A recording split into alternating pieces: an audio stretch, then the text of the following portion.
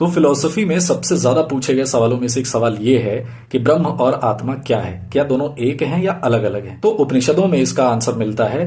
उपनिषदों में कहा गया है कि ब्रह्म ही आत्मा है, और इसका एग्जाम्पल आपको मिलेगा छांदोग्य उपनिषद में। एक कहानी है ऋषि उदालक और उनके बेटे श्वेत केतु की। तो श्वेत केतु अपनी एजुकेशन कंप्लीट करने के बाद जब वापस घर आते हैं तो उनके पिताजी उनसे पूछते हैं कि बेटा तुमने सब पढ़ लिया। तो वो कहते हैं हाँ पिताजी मैंने सब पढ़ लिया। और जब ये जवाब ऋषि उदालक सुनते हैं तो उनको लगता है कि बेटे के अंदर थोड़ा तो एरोगेंस आ गया है। वो उससे पूछते हैं कि बेटा एक बात बताओ, तुमने वो विद्या का अध्ययन कर लिया है जिसे सुन लेने के बाद सब कुछ सुन लिया जाता है, जिसे जान लेने के बाद सब कुछ जान लिया जाता है, और जिसे देख लेने के बाद सब कुछ देख लिया जाता है? क्या तुमने वो विद्या का अध्ययन किया है? तो श्वेत केतु कहते हैं पिताजी सब तो पढ़ा, पर ऐसी तो कोई विद्या नहीं पढ़ी जिसे जानने के बाद सब कुछ जान लिया जाता है, कुछ भी जानना शेष नहीं रहता। तो ऋषि उदालक अपने बेटे से कहते हैं एक बर्तन लाओ और उसमें पानी डाल करके एक नमक का एक ढेला उसमें डालो और अगले दिन मुझसे मिलना। अगले दिन उदालक अपने बेटे से कहते हैं काम करो, अब इसमें से नमक निकालो।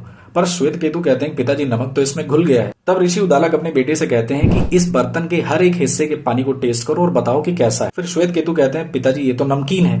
फिर उदालक पूछते हैं कि एक बात बताओ, तुम्हें ये पता कैसे चला कि इसमें नमक घुल गया है? तो श्वेत केतु कहते हैं कि पिताजी ये चीज मैंने अपने एक्सपीरियंस से जाना। जब मैंने उसको टेस्ट किया तो मैंने अनुभव से बताया कि नमक उसमें घुल गया है। और वहीं पे श्वेत केतु को उनके पिताजी के द्वारा सबसे बड़ी बात समझाई जाती है कि जैसे पानी में नमक घुल गया और पानी के हर एक हिस्से में नमक का अस्तित्व है, वैसे ही इस पूरे ब्रह्मांड में, पूरे यूनिवर्स में उस परम सत्ता, उस प्योर एग्जिस्टेंस का अस्तित्व है, और तुम भी उसी यूनिवर्स का हिस्सा हो।